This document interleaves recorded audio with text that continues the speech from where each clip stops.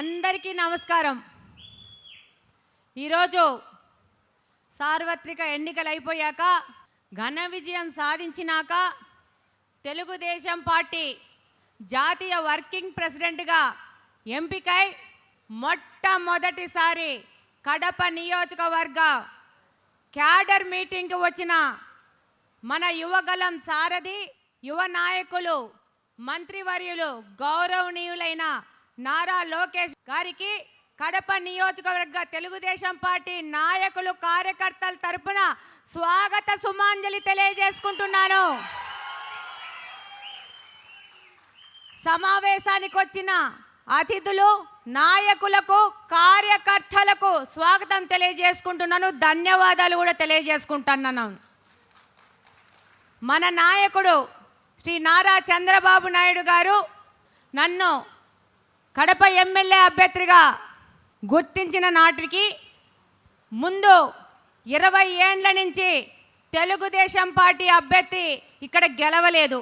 దానివలన చాలా మంది కార్యకర్తలు నిస్పృహతో ఉండడం కానీ, నైరాస్యంతో ఉండడం కానీ, కొంతమంది పార్టీ మారడం కానీ, కొంతమందికి పార్టీ మీద అభిమానం ఉన్నా ఆ అభిమానాన్ని బయటికి చూపించేదానికి భయపడ్డం కానీ, అలాగనే కొంతమంది న్యూట్రల్గా సైలెంట్గా ఉండడం కానీ ఉన్న పరిస్థితిలో ఈ నియోజకవర్గంలోని సీనియర్ నాయకులను అలాగనే కార్యకర్తలను సంయమనం చేసుకుని యువగలం పాదయాత్ర నుండి స్ఫూర్తి పొందిన యువతను భరోసా ఇస్తూ నింపుతూ మళ్ళీ కడపలో మొట్టమొదటి మెట్టు నుంచి ఎక్కుకుంటా తన రాజకీయ చతురతతో వ్యూహరచనలు చేసి మనకు దిశానిర్దేశం చేసి మన గెలుపుకు కారణమైన మన వాసన్నకు కృతజ్ఞతలు తెలియజేసుకుంటున్నాను. ఈ సందర్భంలో 24 ఎన్నికలకు ముందు మన యువ నాయకులు శ్రీ నారా లోకేష్ గారు చేసిన పాదయాత్ర, మన అధినాయకులు శ్రీ నారా చంద్రబాబు నాయుడు గారు ఇచ్చిన స్ఫూర్తితో కార్యకర్తలు ఎంతో కష్టపడి తెలుగుదేశం పార్టీకి 135 మంది ఎమ్మెల్యేలను గెలిపించిన ఘనత అంటే అది మన కార్యకర్తలందరినీ తెలియజేసుకుంటా ఉన్నాను. తెలుగుదేశం పార్టీ విజయానికి మీరు 23లో చేసిన యువగలం పాదయాత్ర ఒక మంచి స్ఫూర్తినిచ్చింది. అలాగనే చంద్రబాబు నాయుడు గారి స్ఫూర్తితో వైకాపా పార్టీ ఎన్ని కేసులు పెట్టినా, ఎన్ని పోలీస్ దమకాయింపులు ఇచ్చినా, భయభ్రాంతులు చేసినా, ఏ రకమైన ప్రలోభాలకు లొంగకుండా కుల మతాలకు అతీతంగా వీరోచితంగా పోరాడి ఇక్కడ తెలుగుదేశం పార్టీని మొట్టమొదటి మహిళా ఎమ్మెల్యేని గెలిపించిన మీ అందరికీ చేతులెత్తి కృతజ్ఞతలు తెలియజేసుకుంటున్నాను. ఈ సందర్భంగా మనము చేసిన 9 నెలల క్యాంపెయినింగ్లో కొన్ని స్మృతులను మన లోకేష్ అన్న గారితో షేర్ చేసుకోదలుచుకున్నాను. మొట్టమొదటిసారి కాగితాల పెంటలో మొదలు పెట్టామన్నా చాలా మంది అన్నారు, వీళ్ళ వల్ల ఏమవుతుంది, 1 గంట తిరిగిపోతారు, వీళ్ళ చేత కాదని. అట్లాంటోళ్ళు ముక్కు మీద ఏలేసేటట్టు 10:30 వరకు కాగితాల పెంటలో క్యాంపెయినింగ్ చేసి వాళ్ళకే ఆశ్చర్యం, కడప నియోజకవర్గాన్ని ఆశ్చర్యం పొందినట్టు మన పిల్లలు మనతో పాటు నడిచినారు. వాళ్ళ స్ఫూర్తితోనే ఇది సాధ్యమైందని తెలియజేస్తున్నాను. మన యువ నాయకులు యువత ఎక్కడే కానీ వెనుకడుగేయలేదు. అడుగడుగున అదే ఉత్సాహంతో ఉద్వేగంతో ఒక పిక్నిక్ లాగా ఏ విధమైన అలుపు లేకుండా చక్కగా రోడ్ల మీద దొరికే రొట్టెలు తిన్నాము, ఇళ్ళల్లోకి పోతే జామకాయలు దొరికితే జామకాయలు కోసుకొని తిన్నాము. మనందరము ఒక పిక్నిక్ లాగా క్యాంపెయినింగ్ చేస్తాం. మీ అందరికీ గుర్తుందా? సుభాష్ చెప్పినాడు, అక్క రాత్రి 2 గంటలకి నా ఇంట్లో మీటర్ కట్ చేసినారక్క, నాకు కరెంటు లేకపోయినా పర్లేదు, నన్ను పార్టీ మారమని బలవంతం చేస్తున్నారు, మారే ప్రశ్నే లేదక్క అన్నాడు. సుభాష్ ఉన్నాడు ఇక్కడ. బూత్ క్యాప్చర్ చేస్తాం, 2 లక్షలు కొడితే బూత్ కొనేయచ్చు. ఏం చేసాం మనము? ఆ బూత్లోకి వచ్చున్న వైకాపా ఏజెంట్లకు అన్నాలు మనం పెట్టాం. వాళ్ళు వాలంటీర్లతో తిరిగినారు, మనము మన నికార్సైన క్యాంపెయినింగ్ టీంతో తిరిగినాం. సాఫ్ట్వేర్ ఇంజనీర్లు వర్క్ ఫ్రమ్ హోమ్ చేస్తూ మనతో పాటు ఈ విజయానికి కారకులైనారు. వారందరికీ ధన్యవాదాలు తెలియజేసుకుంటా ఉన్నాను. అన్న, ఒక చిన్న రిక్వెస్ట్, మా క్యాంపెయినింగ్ టీంతో మీరు ఒక ఫోటో తీసుకోవాలి, గ్రూప్ ఫోటో. అది మీకు ఒక రిక్వెస్ట్. ఇక్కడే ఉన్నారన్న కొమ్మలపాటి ప్రసాద్ స్టిక్కరింగ్ యూనిట్. చాలా పెద్ద వయసు, కానీ 25 పిల్లోడి కంటే ఎక్కువ 90,000 ఇళ్ళకి కొమ్మలపాటి ప్రసాద్ ఇద్దరు స్టిక్కర్లు అంటించినారన్న. వాళ్ళు పీకడము, మనోళ్ళు మళ్ళా అంటించడం, ఇదే పని. ఈరోజు మాతో పాటు క్యాంపెయిన్ చేసిన మహిళలు లక్ష్మి, పార్వతి, ప్రసన్న, అరుణ, ప్రణావతి, లక్ష్మీదేవి, సుజాత అందరు ఉన్నారన్న. వీళ్ళు ఇంతకుముందు తెలుగుదేశం పార్టీ వాళ్ళు కాదన్నా, మీ యువగలం పాదయాత్రలో తెలుగుదేశం పార్టీలో చేరి క్యాంపెయినింగ్ చేసిన మహిళలన్న. మరొక ముఖ్యమైన విషయం మీకు తెలియజేసుకుంటున్నాను. ఈ సందర్భంగా మన అన్నగారు ఉన్నారు. రాబో కొద్ది కాలంలో కార్పొరేషన్ ఎన్నికలు వస్తున్నాయి. ఈ సందర్భంగా మీ అందరికీ తెలియజేసుకుంటున్నాను, 50 డివిజన్లు ఉన్న మన కార్పొరేషన్ 66 డివిజన్లు అవుతా ఉంది.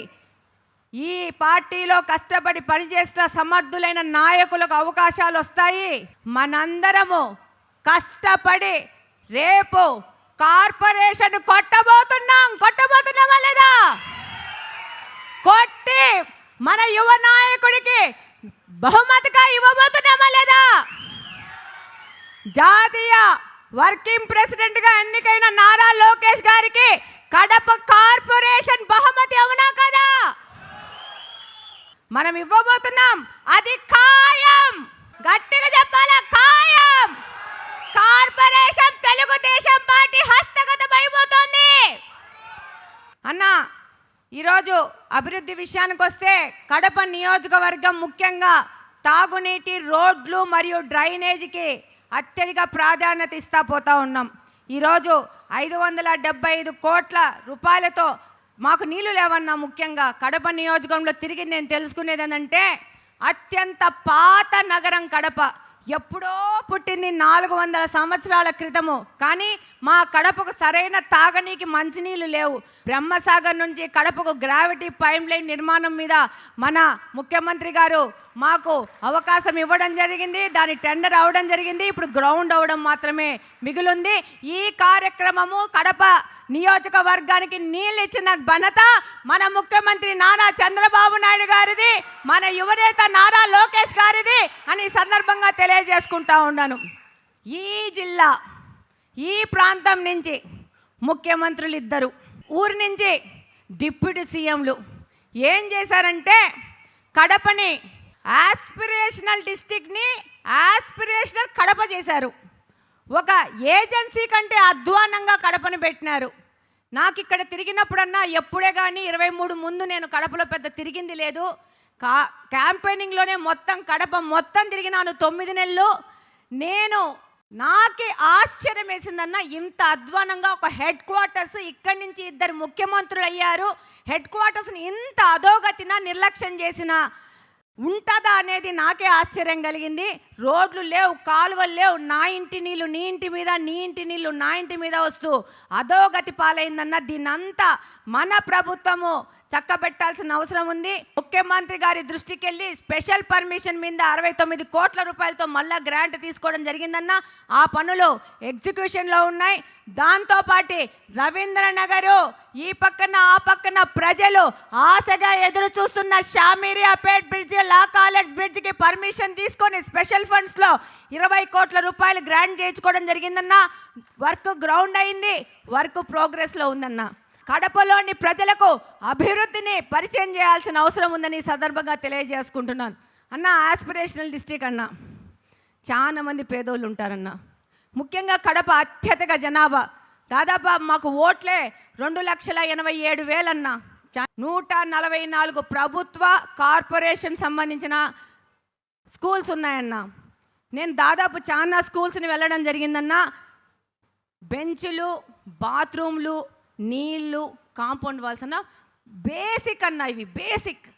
ఆడపిల్లలు బాత్రూమ్ పోతే వాళ్ళకి యూరినరీ ట్రాక్ట్ ఇన్ఫెక్షన్ వచ్చేకుండా చూడవలసిన బాధ్యత మనదన్న. అది బేసిక్ అన్న. మంచి ఆర్ఓ వాటర్ ఇవ్వాల్సిన బాధ్యత మనదన్నా పిల్లోళ్ళకి.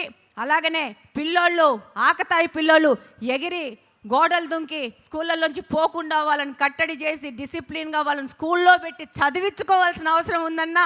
ఇవన్నీ నేను మీ దృష్టికి తీసుకొని వస్తుందన్నా. కలెక్టరేట్ ముందే జూనియర్ కాలేజ్ ఉందన్నా, కాంపౌండ్ వాళ్ళు లేదన్నా, పిల్లోళ్ళు వెళ్ళిపోతున్నారన్నా. దానికి తక్షణమే కాంపౌండ్ వాళ్ళకి శాంక్షన్ చేయాలని కోరుకుంటున్నానన్నా. ఇంకొక ముఖ్య విషయము, ఇది నా కోరిక, ఇది నా డ్రీమ్. మా కడపలో 4 చెరువులు ఉన్నాయన్న. 4 చెరువులు మా కడపలోని మురికి నీటిని తీసుకుపోయి పెట్టుకుంటున్నాయన్న.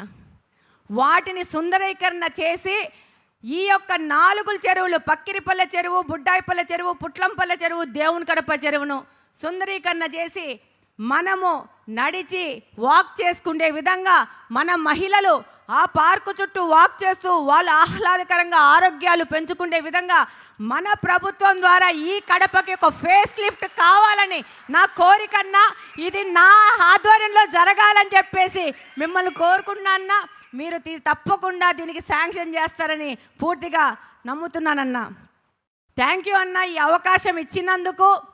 ఈ యొక్క కడపలో మనం తల ఎత్తుకొని నిలబడుకొని తిరుగుతున్నామంటే అది మీ అందరి యొక్క కృషి అని మరొకసారి తెలియజేసుకుంటూ జై తెలుగుదేశం, జై తెలుగుదేశం, జై తెలుగుదేశం. నారా లోకేష్ గారి నాయకత్వం వర్ధిల్లాలి, నారా లోకేష్ గారి నాయకత్వం వర్ధిల్లాలి. గట్టిగా